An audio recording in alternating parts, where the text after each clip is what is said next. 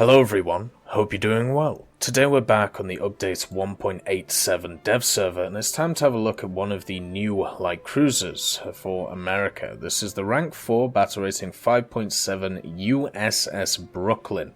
As you can see, it has 5 sets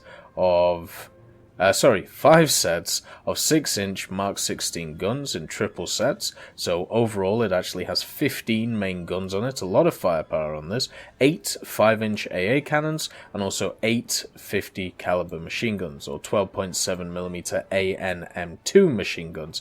Overall, not a ton of coverage when it comes to the air, but when it comes to brute force and brute power at taking out of the ships, you can definitely see that this thing will make a name for itself. It has a bunch of guns, and they don't have to rely on being too accurate, since you obviously want to land as many as you can, but sometimes you're not able to. It also has 2 smokestacks in the middle, which will make a difference compared to some others. Looking at the general armor on this thing, you're pretty much looking at 16mm, which isn't a lot, you know, HE can pen this, but then in certain areas, such as here, you're looking at 127mm on top of 83mm and 50mm in this area as well. So it does have a kind of interesting belt around it, even though it seems to be modeled in a little bit of a weird way.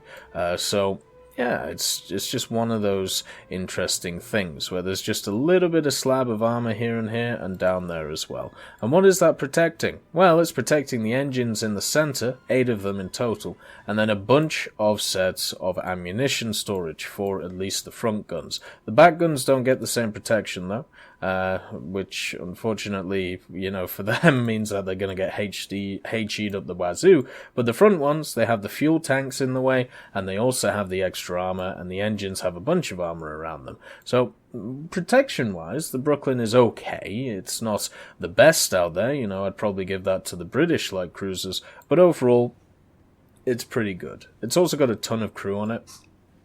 So crew knocking this vehicle is definitely going to be an issue. And another thing to point out on the armor as well is there is armor on these turrets, but also there is armor down here, and it's 76mm worth of armor, so it's going to be quite hard to punch through. 152mm on the bridge, plus the areas around the engine, so that's going to be hard to break through as well, meaning that even if rounds do penetrate this area, they're not going to be able to push either way, which is something that has to be noted about this. So, about the guns again. So, you know, 15 6-inches, what can they actually fire? Well, in true naval fashion, they start off with some HE shells, 71mm worth of pen maximum. Then they go to some AP, APC, BC with 270mm of pen. Then we go to HE with a base fuse, and then HE with a variable timer fuse. Now for me, I would say that with these HE shells, it's nice to have them, but the problem is there are a bunch of light cruisers out there which are running around with more than 71mm of armor in their key areas. So if you take these HEs, you're pretty much hoping that you don't run into them, and since you're a 5.7 light cruiser, my opinion is you're going to run into a lot of light cruisers. The 127mm or the 5-inch guns only have HE attached, so they're going to be good against smaller vessels, and also, of course, some other vessels, such as the destroyers, but not too good against the light cruisers once again.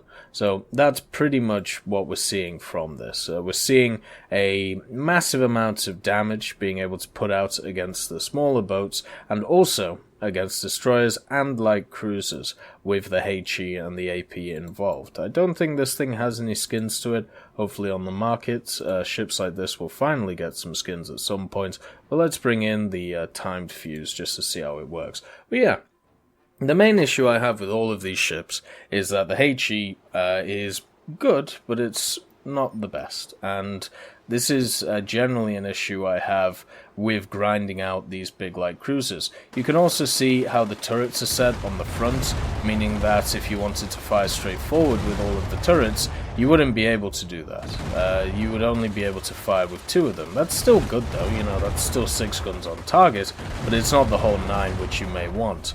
Goodbye aircraft. So let's set up to shoot this destroyer. We're using the distance fuse, I believe. The shells are a little bit lower velocity than other machines that we've seen, but that doesn't mean that they don't hit as hard. They hit very hard, and since you have a lot of shells going on at once, it's going to do a ton of damage. The reload is also better than the Soviet light cruiser that we just got put into the game, and also on top of this you are firing more shells, so you have more chance of hitting. The way I see it, between this and the other two major nations that I would see in ships at the light cruiser level, the Germans and the Soviets, is that this machine here, this light cruiser, is very good at dishing out sustained damage. It's very good at dishing out a lot of punishment to whatever wants to whatever wants to take it, basically. But the problem that it's going to run into is when it actually comes up against some of the larger ones and they're able to one-shot a lot of its key components. The problem that I find with the Brooklyn is it has the best reload, right, out of the few. It doesn't have the best muzzle velocity out of them, but that's okay. You know, we can deal with that. Does it do a lot of damage? Yes. But does it have that ability of just being able to absolutely annihilate something on an enemy ship, making it just go boom? Kind of, if you can land a bunch of the shells. If you can't, though, what you're going to end up with is a little bit of egg on your face, and you're not going to do as much damage as you hope. You can see with the German light cruiser here, what's happening is we're landing a bunch of shells, but it's not doing a ridiculous amount of damage. You know, it's still doing a decent amount, but not a ton. Let's just switch to AP. And we'll actually get moving as well, getting this thing going. Another thing that this thing doesn't have, compared to the other light cruisers, no torpedoes on this machine at all. So it's just stuck with its guns. Whatever you can do with its guns, that's it. And you know, you're going to have to live with it. And that is just how it is. So, for me, I'd probably take this over the others, just because I don't see myself as a really skilled player in naval, so I would much more prefer a reliable machine over a machine which is going to be much better for, you know, high skilled players who can use it to the best of their ability. For me, this machine seems quite survivable with the amount of crew that it has. It doesn't have the best armor, but it's good enough. And on top of it, just the amount of shells firing at an enemy, it does mean that some of them are going to hit, and therefore I'm going to do damage no matter what happens. And to me, that sounds great. A lot of people are saying that this thing is the de facto best out of the four. I would say it's very good. De facto best is a statement I'm not willing to make yet, because I need to see the amount of damage those 180s can put out, and also the 150s as well. You can see that these guns here are doing quite a lot to the Kern over there, but it's not a ridiculous amount, you know, it's not something that's, it can withstand it while firing back. The question is, will you be able to kill this thing quickly while the other ship is burning down? Maybe, because of the front, right? Because of the front and the way the front is set up, you have massive ammo storages, so if you can light one of them up, you know, you're in business. It's kind of as simple as that. It may actually be worth just running AP on this thing, thinking about it, instead of willy-dillying with the HE idea. But that'll definitely be a thought for another time. You can see the turrets turn pretty quick on this machine. You can also see that if you want to go straight towards an enemy, such as this area, you can at least have 6 of the guns firing, not the full complement though. It is much better to fight a target on an angle which is around about maybe 20 or 30, like this area here. Maybe, no, it's not 40, it's more like 35, so if you can fight somebody at about 35 degrees, you know, you're going to be doing your job pretty well. But just as with all light cruisers, one of the problems that this machine will have is the sheer size of it. And yes, this does come into account, you know, it is something we do have to think about because of torpedoes. And since this thing cannot counter with torpedoes, and also we have to think about its actual AA-ness, you know, it does have quite a decent amount of guns on it, but are they going to be good enough to stop everything coming in? Remember, because of the large size and because of the Well, it's got decent mobility, but it doesn't have great turning, you know. One of the things you're going to have to watch out for is